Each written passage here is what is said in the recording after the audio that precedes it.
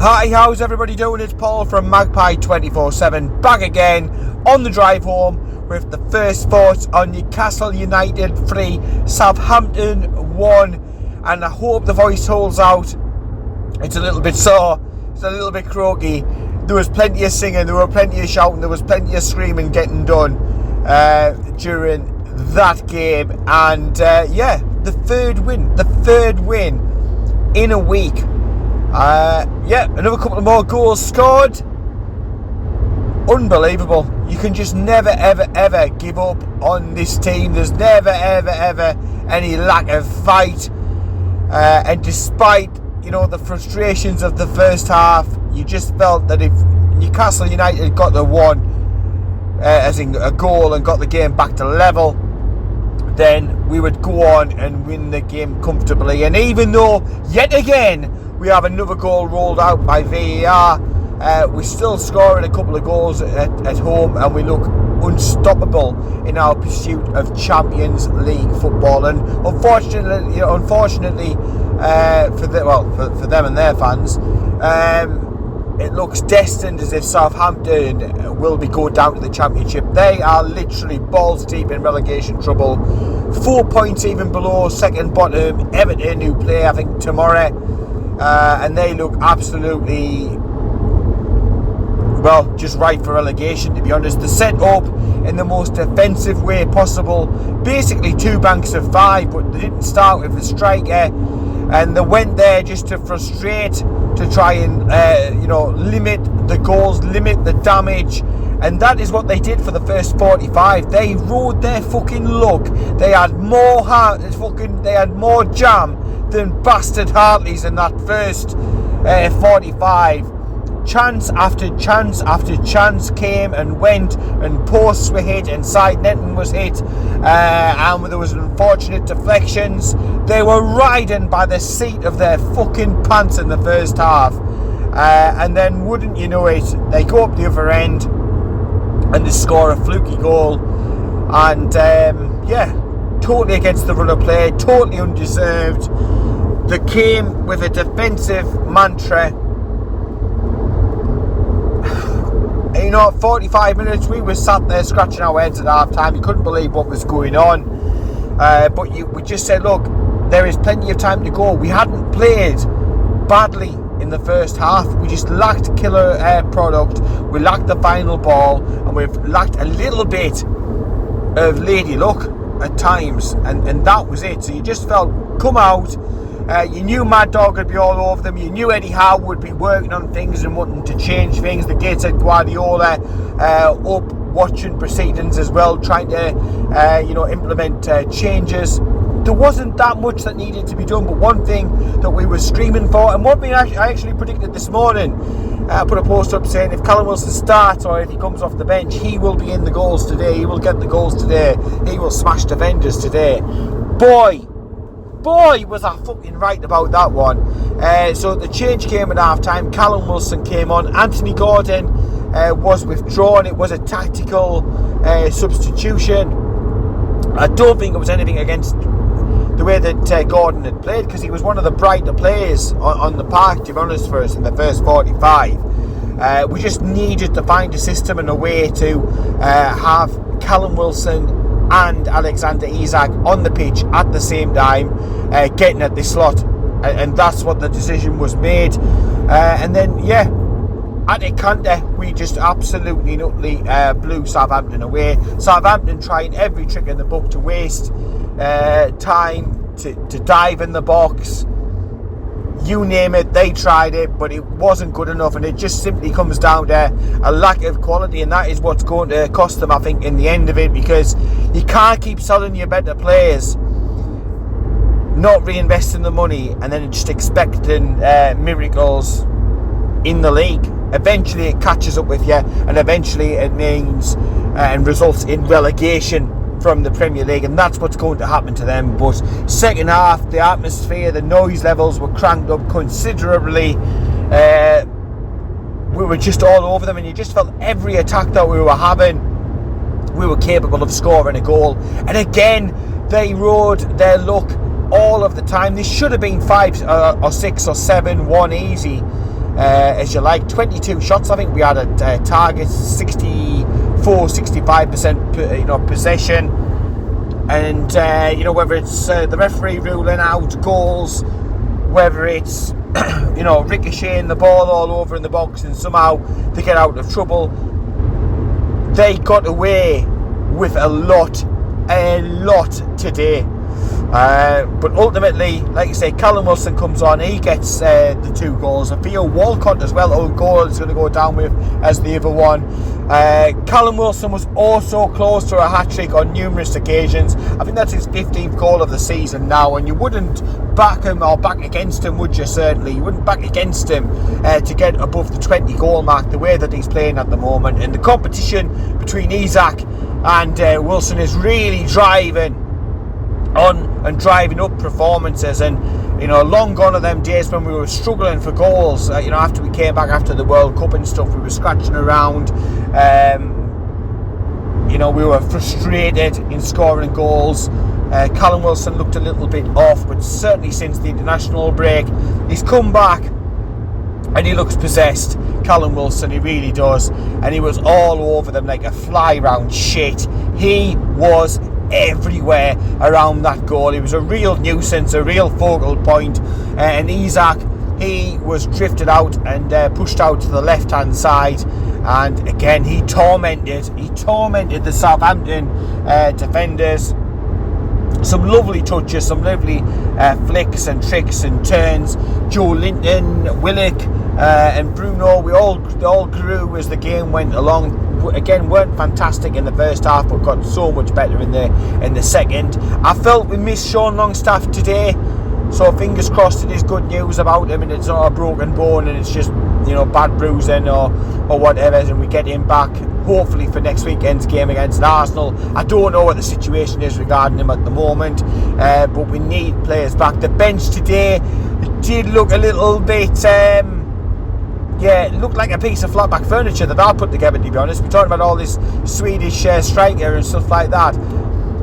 The bench was a little bit ramshackle. It was a little bit left back high. You had Richie there, you had Lewis there, you had Matt Target there. Literally wasn't a lot of attacking options there, but the players who come on certainly helped the game. Miggy came on as well, Elliot Hansen, Matt Ritchie also came on, and just to try and change. And this is the thing, we're playing difficult games, high intensity games, a lot riding on them, Champions League qualification and so on and so forth, and you're having to play literally every couple of days. And I was worrying in the first half that it was going to catch up with us. I really was. Although I had to just keep reminding myself, look, we're playing decent, we are playing okay, we are just not putting the ball in the back of the net. Our time will come, we will turn this round in the second half. And that is what happened. A complete and utter turnaround. The Southampton fans were giving it large when they went 1-0 ahead. You can't really blame them, I suppose. They're coming with the Champions League, you're having a laugh. Newcastle fans singing back, Premier League, you're having a laugh. And I think it is the end of the road for them. They do have another opportunity coming up to be able to get some more points. But look, they lost against Bournemouth midweek. They've lost again today. They're 6 points adrift or something of salvation. They're 4 points adrift of Everton, 1 place above them. It is going to be a difficult ask for them to be able to survive from this sort of position this season. I really think that they are the first team to go. They will be playing Championship football next season, unfortunately. No doubt they'll come back. They'll have a good campaign next season and come back into the Premier League, you would imagine. But the long trip for Southampton fans, they didn't sell out the entire allocation today. About half of the allocation, looked at like maybe about 1,800 fans in the away end up in the gods. We'll have a long trek back through the rain back down to Southampton, and they'll have plenty of time to think about the impending doom of relegation. that is hovering in their immediate future. But for Newcastle, it's onwards and upwards. As we're recording this, Liverpool have beaten Spurs quite comprehensively in the Premier League. But all we can keep doing is just keep doing our business, not looking over our shoulders. Another victory or two should do it out of our remaining games.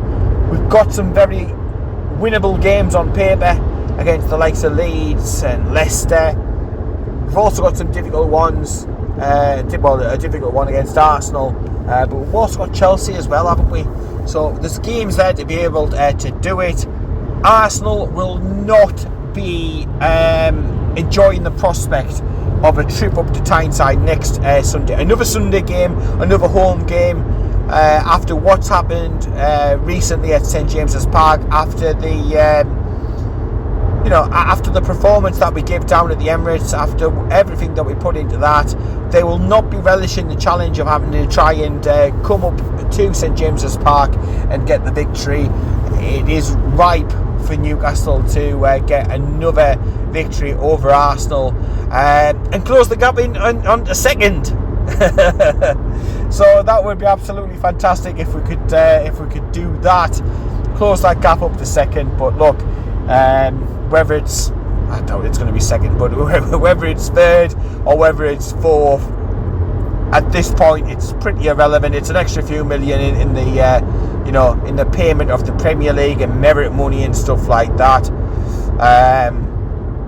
But it's just about Champions League qualification now.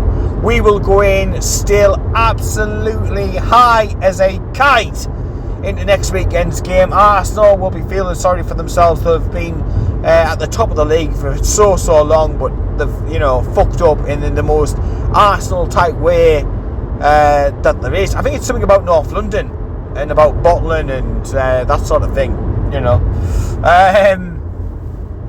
but yeah, it's a downer for them after being top for so long, to be falling down and falling away and to sort of to almost just gift wrap it up for Manchester City. It must be gutting. They're on a downer, we're on a massive high, on a fantastic run, playing some great football. We're winning games, we're scoring goals. Teams do not like to have to make that trip up to Tyneside. They don't want to come to St James's Park. There'll be a cracking atmosphere for the Arsenal game, I've no doubt about that. And it could be another very significant, important weekend towards Champions League qualification next weekend. So I'll leave it there for the time being. Just get ready to listen to Eddie Howe.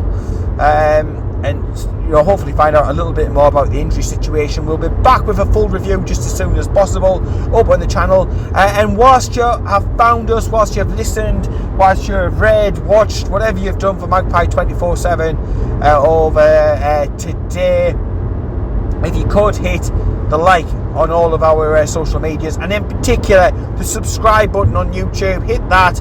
Along with the thumbs up, it really does help supporting us. Doesn't cost you a penny, but helps us massively as we continue to try and push things on and make improvements across the board. We're desperate to push Magpie 24/7 on. Over 110,000 followers, but we're really desperate to try and see those numbers increase on YouTube all the time. Support fellow Newcastle United fans, in producing content, Newcastle United stuff. Going into the rest of this season and into next season, and European football, getting ready to go into fucking Italy. Can't wait, cannot fucking wait.